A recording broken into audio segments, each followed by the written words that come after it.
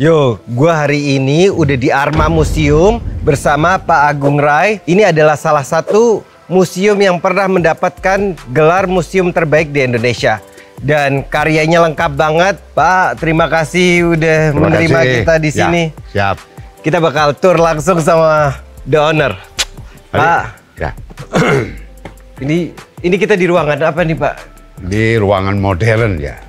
Tapi ada kontemporer, karya para maestro Indonesia ya. Juga karya para maestro luar negeri ya. Eropa, Meksiko yang pernah menetap di Ubud setelah Perang Dunia Pertama. Ini bakal karya-karya yang luar biasa kita bakal lihat di sini. Ya. Pak, ini tuh ada berapa karya di sini kurang lebihnya? Di museum sendiri ada berapa karya? Saya tidak hitung jumlahnya ya, karena ini sering dirotasi. Yang penting koleksi karya-karya atau masterpiece seniman Indonesia dan seniman-seniman asing yang pernah berdomisili di Ubud setelah Perang Dunia Pertama. Setelah itu ada karya-karya seniman-seniman Jepang, Singapura, termasuk ini ya, atau dari Penang dan sebagainya. Mereka sering melukis di sini.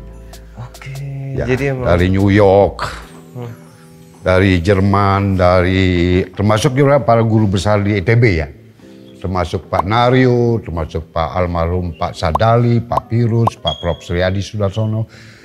Ada juga dari Jogja. Jadi terrefleksi karya-karya itulah awal-awal karya para maestro kita. Ya. Termasuk Raden Saleh juga. Waduh, jadi ada Raden Saleh juga di sini? Ada. Wah, ini salah satunya ya Pak? Beberapa ya. Senior di ITB, termasuk Prof. Sadali. Pak Prof. Pirus dan juga Pak Naryo ya. Ini ada juga dari Jerman ya, dari Munich. Dia Peter Detmar ya, pernah di Indonesia dan menetap di Australia dan di Munich. Dia punya 3 studio ya. Di Munich, di Sydney dan di Bali. Oh, jadi mereka juga yang ini punya studio juga di Bali? Di Bali punya ya, di Ubud juga.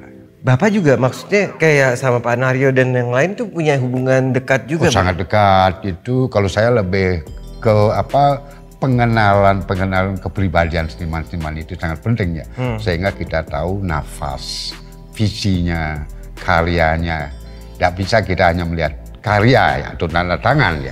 Akan lebih baik kalau kita masuk juga di dalam pergaulan sangat individu. Kalau buat Bapak sendiri ya,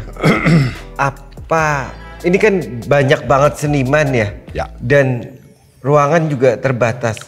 Untuk seniman Bapak taruh di sini, pemilihannya itu gimana Pak? Ya itu tentunya memilih kita mengkurasi karya, kita itu tetap harus ada karya ini ya. Kalau kita punya lebih karya dari 1 atau 3, kita ganti-ganti rotasinya ya. Oh, jadi emang karya yang ada di sini adalah karya dari seniman-seniman yang punya kenamaan dan menurut Bapak prestasi, reputasi, punya karakter, identity karya ya. Sehingga menjadi pencapaian tertinggi boleh dalam berkreativitas ya. Atau yang kita sering sebut para maestro ya. Waduh. Ini juga kayaknya karya-karya awal ya Pak? Ya, Pak Naryo. Sebelumnya beliau kan di Sri Patungnya muncul ya. Nah setelah kita sama-sama di Jepang di Fukuoka ya kurang lebih sekitar tahun 85 ya. Karena ada Second Asian Art Show di Fukuoka, kita hadir di sana dan banyak kita melihat karya-karya masterpiece sehingga banyak seniman kita juga terinspirasi dari apa yang dilihat di Jepang. Keren-keren banget ini. Nah kalau kita lihat dari sini ya. Hanya ada 1 karya aja di sana ya. Itu karya Pak Afandi ya. Jadi terangkat ya, karena kita tempati di tempat yang sangat terhormat. Waduh. Karena karya itu tidak boleh dicampur dengan yang lain, sehingga dia punya identitas tersendiri atau karakter tersendiri. Satu contoh, kalau Afandi taruh di sini sampingnya tidak pas dengan yang lain ya. Jadi mengganggu ya. Malah sampai kayak ada frame sendiri. Ya, jadi gate-nya itu framing ya, membingkai karya itu. Sehingga keanggunan muncul ya. Keanggunan, karakter, dan kekhasan. Dari jauh kita bisa mengenal, oh itu Afandi ya. Dan jadi emang saat showcase pun dipikirkan. Desain juga dipikirkan. gedungnya pikirkan, tinggi rendahnya, flow orang itu bagaimana. Seperti ini ya, kita hanya melihat satu karya aja. Ini bakal jadi satu frame tersendiri Ya, juga dari kalau sana. dari sana ya benar. Nah kecuali kita balik hanya 3 karena dia ya seperti bersaudara gitu lah. Dan ini tiga-tiganya punya garis merah tersendiri ya. Punya tersendiri ya, karena abstrak ya. Nah, itu cara kita memposisikan, menempati dan juga sehingga nilai keagungan karya itu akan tercermin, akan muncul ya. Gila, ini sih. Kita dari sini belek lihat itu potret itu, wah. Itu kan. Nah, jadi ini istilahnya mengikuti flow ya, biar ada apa namanya interaksi antara apa yang dilihat dengan yang melihat ya, spiritual connection namanya. Di balik itu kan ada ada rohnya, jadi soulful ya, jadi sangat orang yang melihatnya bisa menikmati, merasakan kekuatan di balik goresan-goresan itu ya. Ini baru satu ruangan ya Pak. Aku udah ngeliatin kayak maksudnya powerful, ngeliat ke sana, ngeliat ke sini, ke sini. Terus belum 2 karya. Benar. Ya. Kalau orang di sini tidak memperhatikan, kadang-kadang mendisplay karya. Kedua, berikan penikmat itu ruang khusus. Balik dia ke sini, mengusus dia. Iya, benar-benar. Ini emang dari secara desain pun udah dipikirkan. Tinggirinlah flow-nya. Maka kita akan mendengarkan suara kaki orang dia. Jadi refleksi suara kakinya akan muncul seperti ini. Tak. Tak. Tak. Tak. Bukan tak, tak, tak, tak. Dia harus benar-benar kayak slow dan nikmatin ya. Tadi tak. Tak. Bukan tak, tak, tak. Nah, kalau kita kan gini, nggak bisa ya. Nah ini kita harus belajar bagaimana kita menikmati karya seni. Ya, dan juga tidak boleh terlalu banyak. Kalau terlalu banyak itu kita kepala jadi budak. Namanya visual indigestion. Visual indigestion itu udah tak terampung lagi. Karena satu karya ada respon macam-macam. Kita belajar melatih diri ya, mengasah rasa batin kita, menafsirkan apa yang ingin disampaikan oleh seseorang atau senimannya. Ini kalau ini 2 powerful ini gimana Pak? Ini emang sengaja dibikin sebesar? Ya. Iya. Nah, bukan masalahnya ya kalau tidak terbiasa suka dan tidak suka. Karena kita belum bisa nangkep gitu aja ya. Dan ini kerasa banget ya Pak, maksudnya kebebasan dalam... Coba ini, nah jalannya lagi berhenti. Jadi mata kita ditarik oleh kekuatan-kekuatan karya itu. Karena itu refleksi sebuah jiwa di dalam karya itu. Refleksi dari esensi, artinya arti jiwanya, perasaannya, emosinya itu tertuang di sana. Dan refleksi dari owner museum juga yang bisa merasakan kecintaan. Karena menjadi satu kesatuan dia. Maka ini boleh juga disebut semacam, kalau bahasa kerennya sekarang, global temple. Ada spirit orang begitu banyak kita hormati. Orang yang sudah meninggal, tetapi spiritnya kita jaga ya. Karena ada jiwanya di dalam karya itu. Sakral ya Pak. Jadinya maksudnya ada rasa, kita hormati. Benar-benar. Kan ini telapak tangannya, goresannya. Letakkan. Nah, itu. Luar biasa. Seperti di sini ya, wah. Masuk lagi. Ini karya Pak Jihan ya. Coba perhatikan Jihan pelan-pelan. Wah, ini Pak Jirno anak muda. Ini juga. Wah, luar biasa. Saya ini Jihan ini menurut saya ini salah satu masterpiece. Karena waktu dia buat ini, bagaimana dia mencurahkan semua yang ada di dalam pikirannya, hatinya, emosinya. Pas waktu itu kan dia sedang lapar dan haus. Cari duit kan sulit. Dia berusaha membuat karya yang terbaik. Ini berarti awal-awal. Dia kelihatan sih warnanya juga. Kematangan, coba aja. Aku suka banget sama warnanya sama. Terus ini ibu dan anak ya Pak berarti? Ya, kasih sayang. Ini secara apa namanya? Secara objek juga salah satu objek yang... Inilah yang disebut Objeknya itu love, kasih dan sayang ibu dan anak. Ini indah banget. Sangat indah. Sangat dinikmatin dari Artinya jauh. kita, karena dia sudah sangat terkenal, tapi dia tidak hanya mengenal nama, jadi tanda tangan aja dikenal. Oh ini Jehan ya, kan beda. Iya. Kalau kita bergaul dengan dia, Kita tahu. nafasnya, bagaimana dia mencurahkan berkarya yang terbaik. Maka kita waktu dia pas, katakanlah sedang lapar-lapar, belum dikenal, berkarya yang terbaik. Powerful banget ya Pak. It's not just powerful, but sangat menyentuh. It's touching ya. Coba warnanya.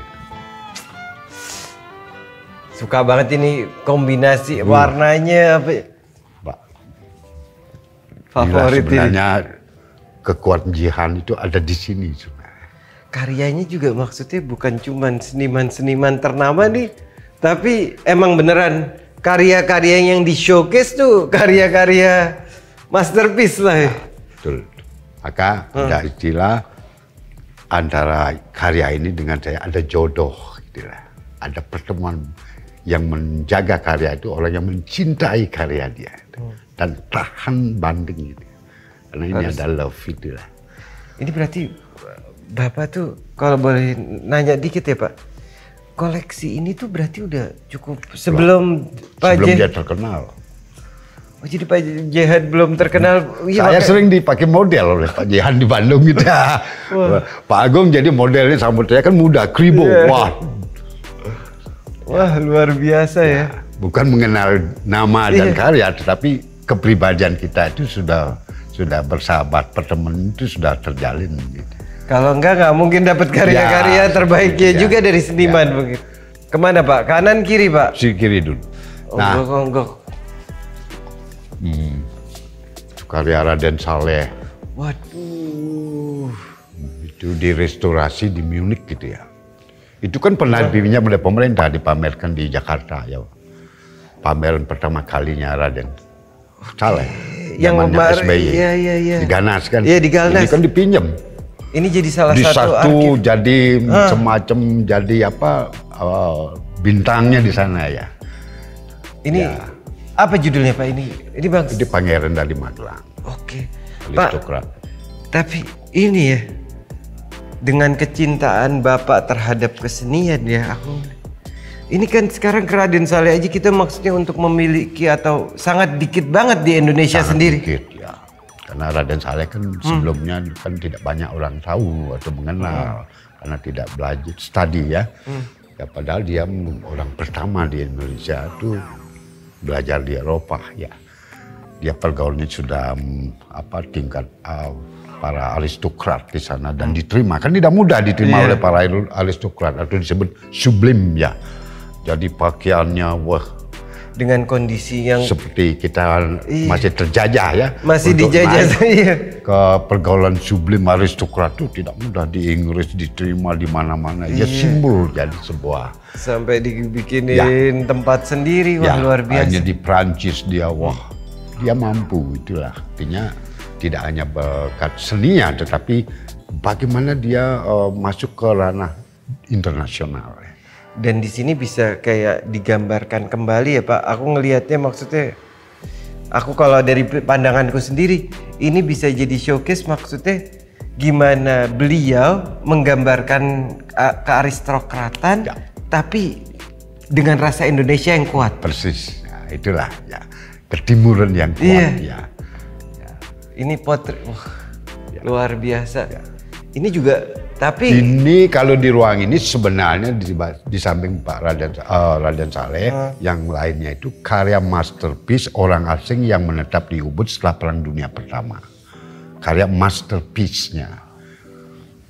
ini kayak, waduh ada bonnet aku ngelihat. Ada waterpiece yang pertama dibuat, ada masterpiece dari Bonnet, Hofker, Doyewart, Kalfaringer dari Austria, Swiss ya. Wah, Walter Spies. Ya kalau Walter Spies kan kontribusinya sangat besar buat kebudayaan di Timur. Beliau pernah mengajar modern musik di Keraton Yogyakarta. Ya, setelah itu jatuh cinta dengan Ubud karena diundang ke Ubud oleh keluarga raja di Ubud. Dia jatuh cinta dengan Ubud. Ya. Maka inilah yang dilukis pertama kali ya. Ada perpaduan Cagal dan juga ada Bali. Ada perpaduan apa, Pak? Cagal. Cagal tuh Pelukis dari Rusia. Wah, lightingnya. Inilah berkembang menjadi seni lukis gaya Ubud sekarang. Wah, dan ini bukan cuma Raden Saleh yang rare, Walter Spies juga. Walter Spies. Mungkin berapa di Indonesia mungkin? Oh, bisa dihitung dengan jari. Benar-benar dihitung jari. Bisa dihitung dengan jari ya. Kalau kita bicara masalah nilai itu sudah. Ini gue sempat juga bikin video 7 lukisan termahal di Indonesia. Ini 2 sudah ada bisa dihitung. Kayaknya 7-7-nya ada di sini senimannya. Ya. Dan ini dia membuat film sangat terkenal, permintaan dari namanya Victor Van Pleasant. Membuat film Bali The Island of Demonic. Maka muncullah tari kecak yang monumental sampai sekarang. Jadi ini salah satu juga jadi cikal bakalnya dari situ ya, Pak? Ya. Jadi beliau bekerja sama dengan namanya orang Bali, koreografer Pak Limbak ya. Membangun sebuah teater yang bisa ditonton oleh orang-orang asing. Maka muncullah tari kecak tahun 30-an gitu ya. Dan beliaulah juga sebagai kurator dari museum-museum yang dibangun oleh Belanda zaman itu lah. Seperti Museum Bali, Museum Seni Sono di Jogja dan lain-lainnya. Biar agar supaya artefak-artefak itu tidak semua lari ke barat. Pak, boleh cerita dikit nggak nih yang mungkin penting banget? Impactnya Walter Spies terhadap kesenian di Bali. Luar biasa kontribusinya. Luar biasa dia sebagai juri, sebagai motivator, pencinta. Bahkan dia membuat film bersama Charlie Chaplin. Mendatangkan Charlie Chaplin tidak mudah. Mendatangkan peneliti namanya American anthropologist Margaret Mead dan Batson. Dan bagaimana agar orang asing bisa mempelajari seni-seni pertunjukan di Bali atau seni gamelan. Maka diundanglah Colin McPhee dari Kanada. Jadi benar-benar yang dirumuskan gitu. Biar orang-orang luar bisa mempelajari musik-musik timur seperti di Jawa, di Bali dan sebagainya. Mulai di metode modern. Luar biasa ya. Dan jadi dari semua orang bule berkontribusi terhadap dan juga mereka-mereka lah seperti Miguel Covarrubias tulisannya yang dahsyat sampai dipelajari sampai sekarang ya? Namanya Island of Bali. Miguel Covarrubias dari Meksiko ya. Iya, dan ini salah satu karyanya. Kalau ini Bonnet. Bonnet gimana, Pak? Kalau dari Bonnet dia itu seorang guru memang ya. Dia setelah Walter Spies meninggal dilanjutkanlah oleh Bonnet. Ini estafetnya ya, Pak? Estafetnya, pelanjutnya ya. Iya. Dan orang kita itu lebih mudah belajar dari Bonnet daripada Walter Spies. Karena Spies kan jenius ya. Sulit mengikuti Spies karena dia itu membuat lukisan itu seperti lebih hebat dari foto. Jadi udah susah, konteksnya udah susah untuk dimengerti. Ya. Kalau Bonnet lebih mudah, garisnya, konturnya dan sebagainya. Oscar William Doyeward termasuk juga Karl Faringer dari Austria tahun 29 ya. Luar biasa ya. Ya. Ini benar-benar impactful banget. Ya.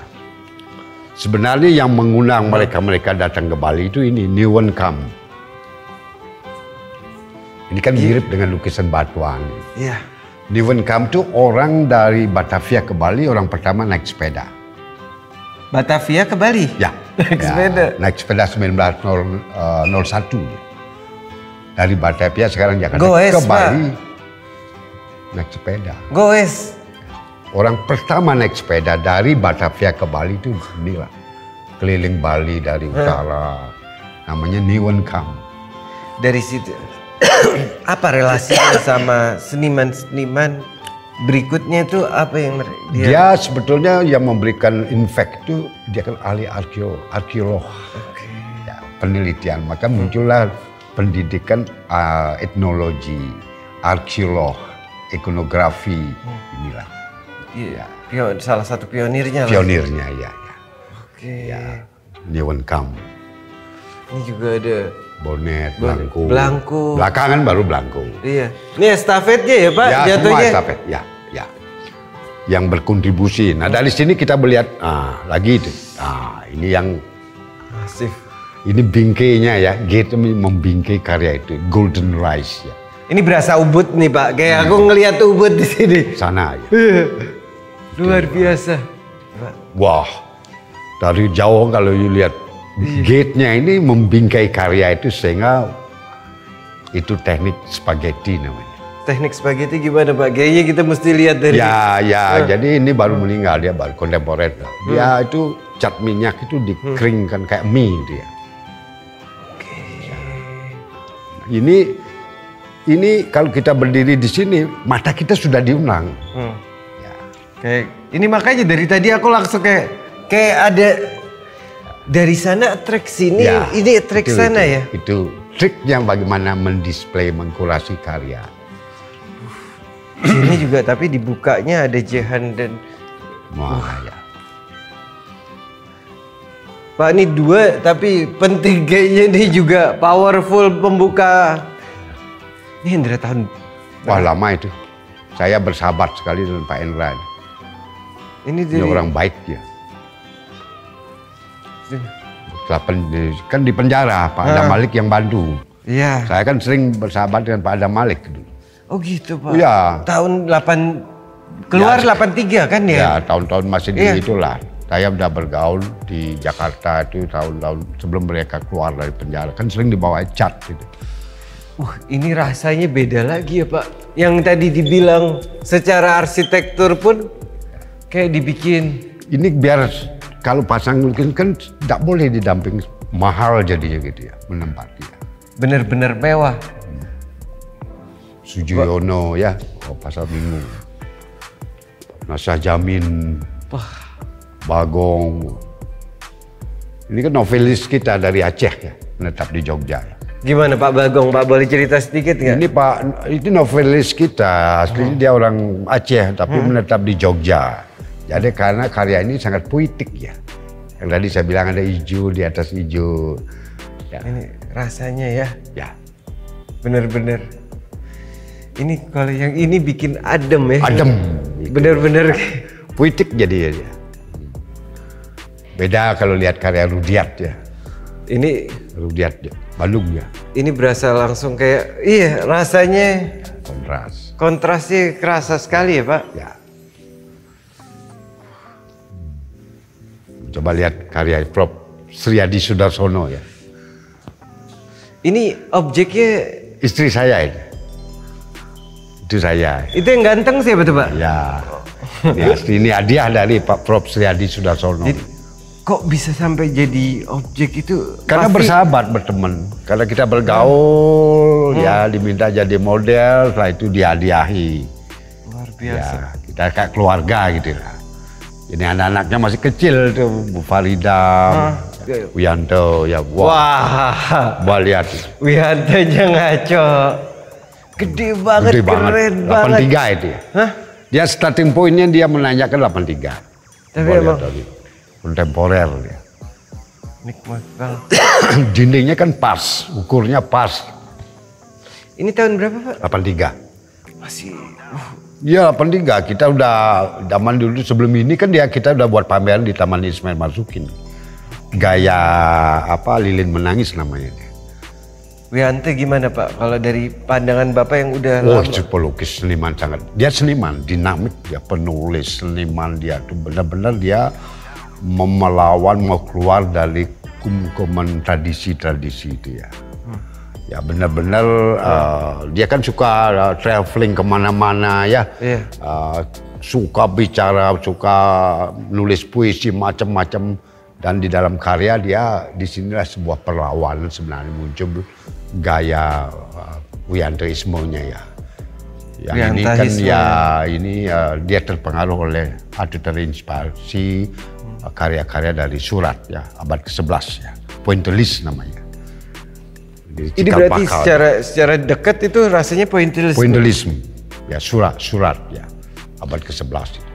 Nah itu dia berkembang karena diminati oleh banyak orang secara pasar internasional. Sehingga setiap pameran itu habis dan juga diminati, maka dia pencarian dia itu sangat dinamik ya. Ini jadi di Amerika pameran, kita ikut buat pameran di Auckland di Amerika ya, di Jepang. Banyak juga ya Pak berarti? Banyak ya. Terus ini ya Pak, kalau Wiante nih emang intelek bisa. Ada inteleknya juga. Rasanya... Dia suka nulis juga, sangat suka menulis, suka baca, semua itu ada di dalamnya. Karyanya dia itu sudah tercermin. Bukan hanya duduk manis dan mungkin enggak. Dia itu sangat dinamis. Cerdas, dinamis, bergaul. Setelah bergaul kan sudah sangat internasional ya. Di Swiss, menetap di Belgia dia. Ya. Jadi keluar masuk museum ya, dia sudah museum minded dia. Seni itu sudah bagian dari ya. Jadi emang beliau itu hampir dikoleksi banyak. Banyak internasional. Ya. Pernah di pameran kita sama-sama ya di Basel itu kan, wah sangat luar biasa ya Pak. Biasa itu, kita kagum itu. Karena dia seniman yang sudah go internasional melalui pergaulan berinteraksi ya. Jadi, ya hampir sama dengan Raden Saleh ya. Pergaulnya sudah juga sangat kuat ya. Sangat kuat ya. Sehingga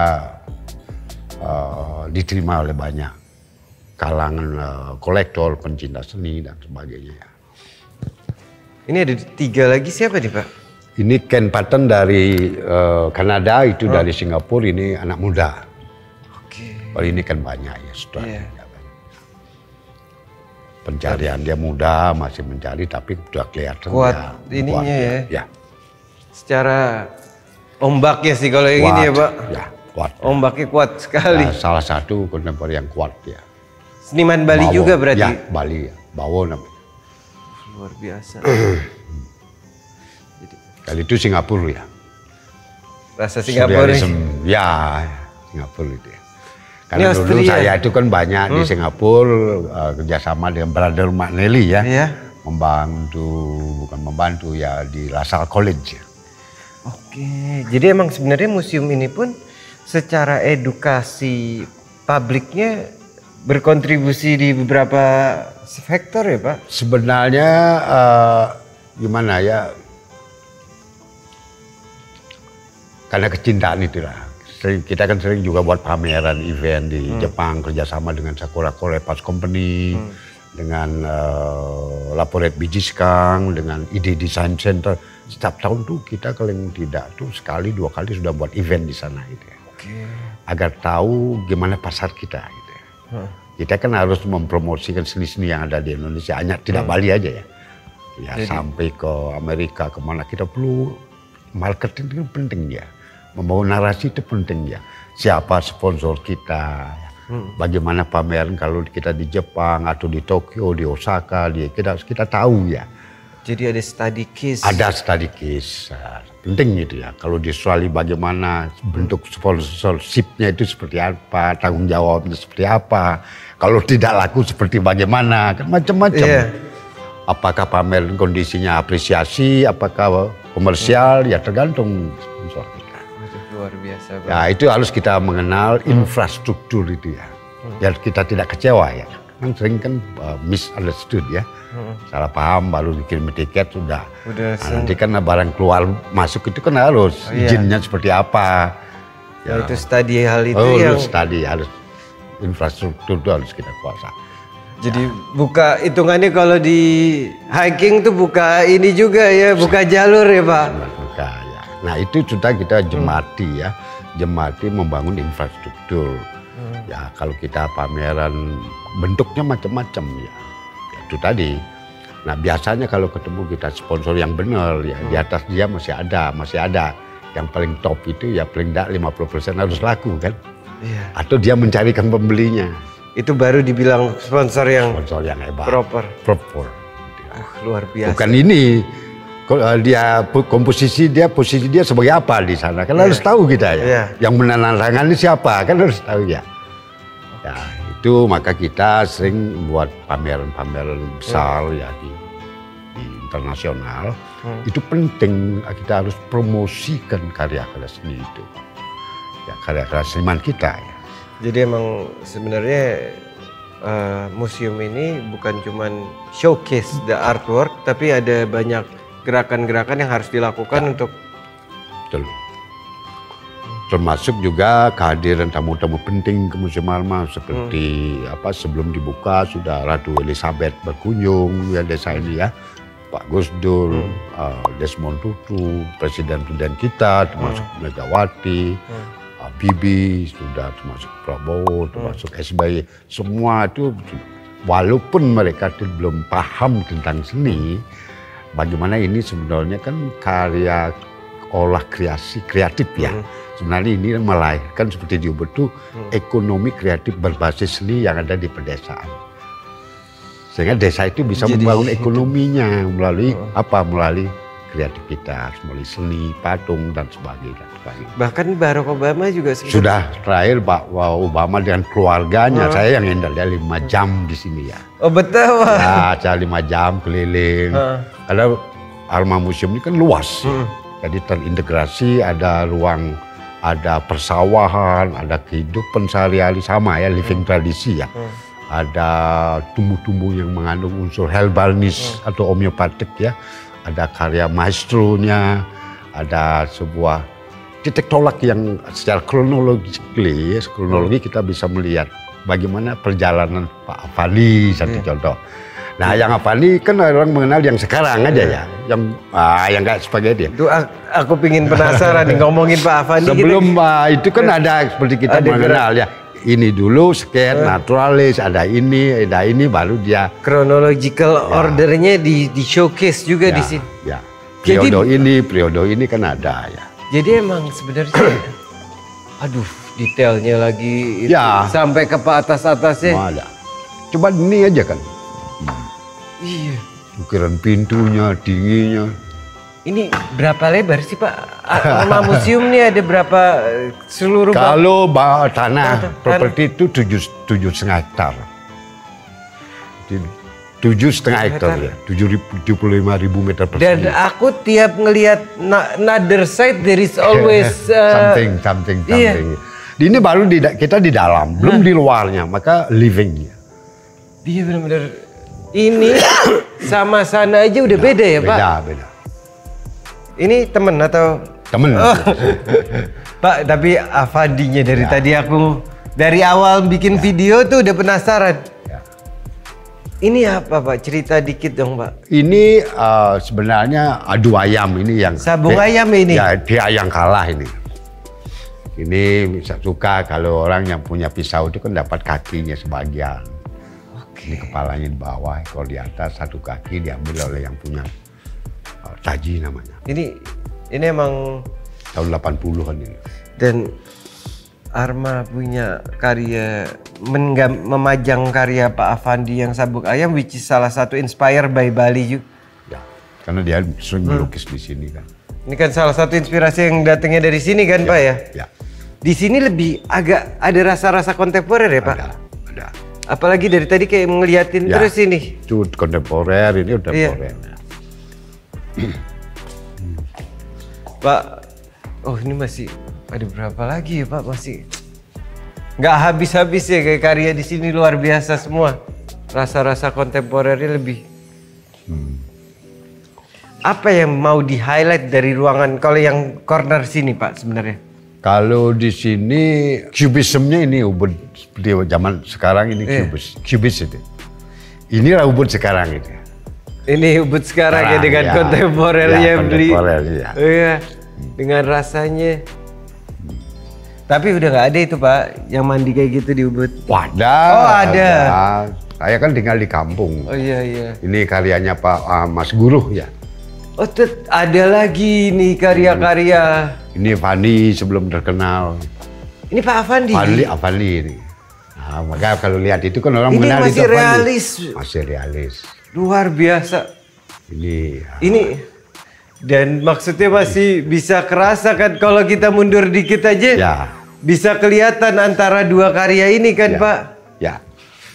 Masih realisnya kalau itu pengaruh Trubus, Dullah, ini sama Karyalis dulu. Ini cat airnya Pak Hendra Gunawan ya. Sampai karya kayak gini ngumpet begini ya Pak?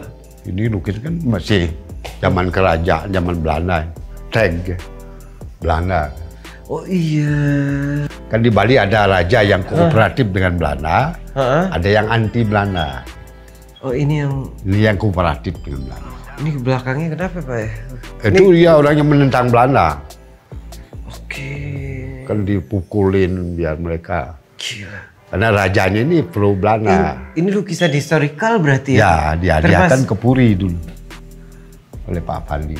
Oh ini hadiah langsung dari Pak Afandi? Ya, untuk dikoleksi oleh Puri ya.